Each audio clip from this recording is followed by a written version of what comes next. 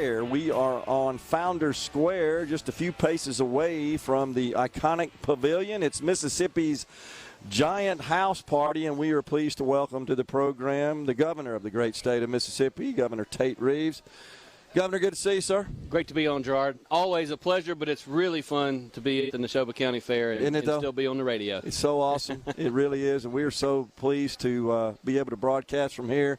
We give a shout-out to Representative Scott Bounds and the Neshoba County Fair Commission for accommodating us, making sure we got everything we need to carry the show from here. I think it's important. We got folks from all over the state, as you know, tuned in. They want to hear the message from the candidates. No doubt about it. Look, Scott does a fantastic job. The whole Fair Commission, I've been coming here now for close to 40 years. I've been speaking now for 21 years, and they just do a phenomenal job, and the people here love it. I mean, the people here love the camaraderie, the getting on the porches and talking to folks, but they love the political side of it as well. And it's just one of those can't-miss opportunities, and I'm looking forward to coming back the next 4 years as governor. Absolutely. And so we can't leave out the food, right, Governor? And our Mississippi Department of Agriculture and Commerce, of course, always accommodates with great barbecue. Our friend Hayes Patrick cooks that up for us and brings some over to the SuperTalk team. Food's pretty good. If you can't find good food here, you can't find it anywhere. Look, if you can't find good food here, then you're in the wrong spot. I can tell you that, because it is there. I can sit here and see probably 40 cabins right now, and there's good food at every one of them. I assure you. You're right. And you know what is so remarkable and unique, as you well know, you walk by them all, and even if they don't know you, they're going to invite you in to enjoy some food with them. That's just the hospitality that we exhibit here at the Neshoba County Fair that reflects on all of Mississippi. No doubt. Look, and that's really, I talked a lot about that in my speech today. I didn't really tell my story in my speech. I told our story because our story is what's happening here at the Neshoba County Fair. It's good people coming together, enjoying each other's company, and working together for a better Mississippi. Yeah. Do we fall short from time to time? Sure we do. We all do. And so, but the fact is we got a lot of good people in Mississippi working hard every day. And the fact is we have a lot of momentum in our state, and we got to build on it. Governor, I've tracked you faithfully, your message. You're very active on social media, etc. And the one thing that I've said on the show is that you seem to be the most focused on growing the economy of the state of Mississippi. You seem to believe, as I do, that the key to really realizing our full potential is by scaling our economy, and that we need good public policy to enable that. And so I wanted to just thank you for highlighting all of our successes in Mississippi.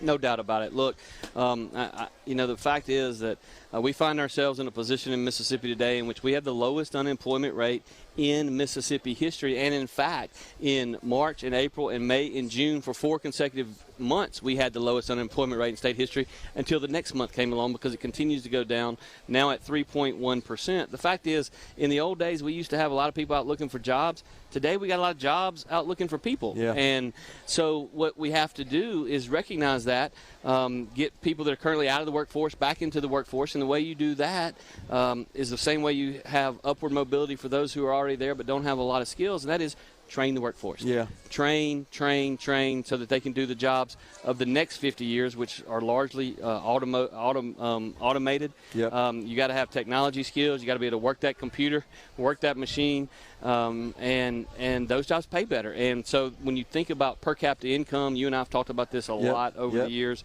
Per capita income is the one stat that really matters. When I became governor, $36,000 a year on average in Mississippi. Today, $45,000 per year, up almost 30% over the last 4 to 5 years. Again, but we can't rest on our laurels. Like, we can compete with anybody anywhere in the world, but we got to keep doing what we're doing. We got to keep pushing forward to train our workforce, to bring better and higher paying jobs, to bring more capital investment.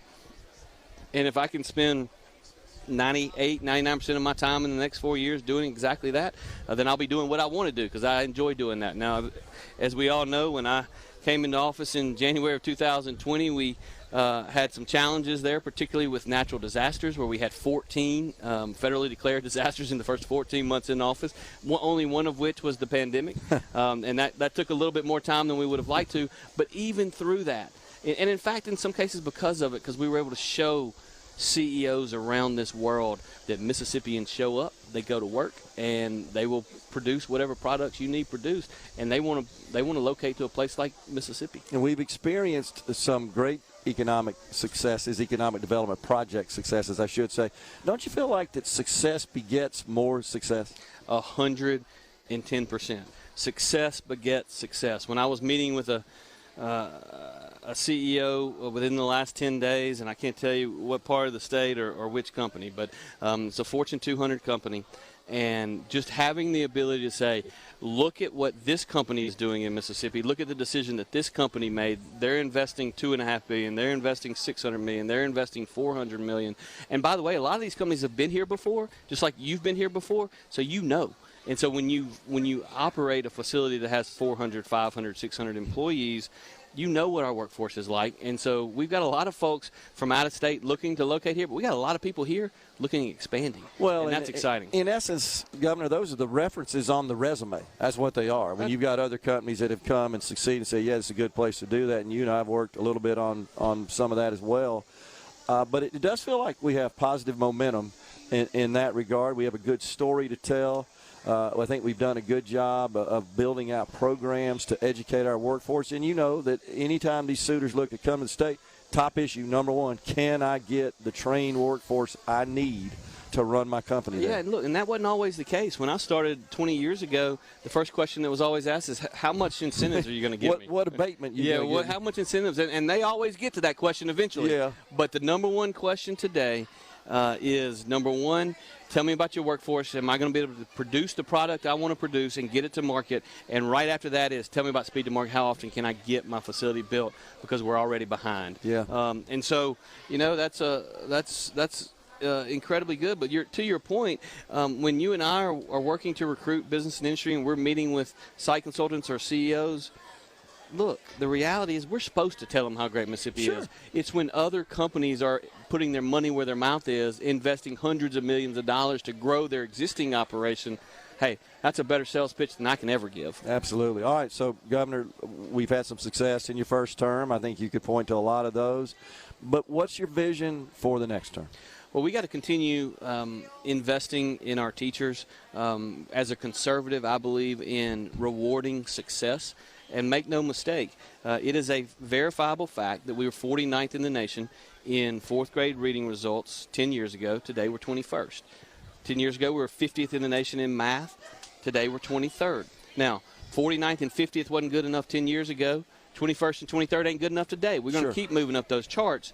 But to do that, we've got to have a governor that understands conservative policies and understands that we are here for a reason. It is not an accident. It is not happenstance. It is because good people, oftentimes against the popular opinion, enacted conservative policies that made a difference. And our kids are the big winners. And ultimately, those employers that we talked about earlier, they're going to be the big winners, because when you have the smartest fourth graders in the southeastern United States, which it's a verifiable fact that based upon the test results we do today, that means in 10 years we're going to have the smartest workforce in the United States, southeastern United States, and that's what I'm most proud of. And I look forward to continuing to build that foundation of capital investment in our state. It's an important talking point when we're recruiting industry and investment into the state, no doubt. So in the time we have remaining, who appears to be your competitor in the general election, assuming you prevail in the primary, he's really taking some shots at you, Governor. And how would you contrast your philosophy to his in the 2 minutes we got left?